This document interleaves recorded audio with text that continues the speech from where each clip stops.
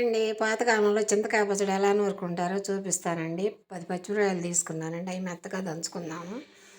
టమాటాలు కూడా పచ్చివి వేసుకుందామండి. ఒక 2 టమాటాలు కోసుకున్నాను. అవి కూడా మెత్తగా దంచుకుందాము. ఇవన్నీ మెత్తగా దంచుకున్న తర్వాత చింతకాయ పచ్చడి వేసుకొని నూరుకుందాము. చింతకాయ పచ్చడి కూడా వేసి మొత్తం కలిసేటట్టు కలుపుకొని నూరుకొని ఇప్పుడు ఉల్లిపాయలు, చిన్నుల్లిపాయలు కట్ చేసి వేసుకున్నానండి. అవి కచ్చా పచ్చిగా దంచుకుందాము. ఇలా దంచుకున్న తర్వాత అయిపోయిందండి. తీసి గిన్నెలో పెట్టుకొని తిరగమాత వేసుకుందాము. బాండీ పెట్టుకొని ఆయిల్ వేసుకొని చిన్నుల్లిపాయలు దంచి వేసుకున్నాను. తర్వాత తిరగమాత గింజలు, 2 ఎండుమిరపకాయలు తుంచేసుకుందాము. ఇవి వేగిన తర్వాత ఉల్లిపాయ ముక్కలు కూడా వేసుకొని కొద్దిసేపు వేగనిచ్చినాక కరివేపాకు వేసుకొని కరివేపాకు చిటపటలాడిన తర్వాత మనం కొద్దిగా ఇంగ వేసుకుందాము. ఇంగ వేసుకుంటే చాలా బాగుంటుందండి. మంచి వాసన వస్తుంది. ఇప్పుడు చింతకాయ పచ్చడి దాంట్లో వేసుకొని ఒక 5-6 నిమిషాల సేపు బాగా మగ్గించుకుందామండి.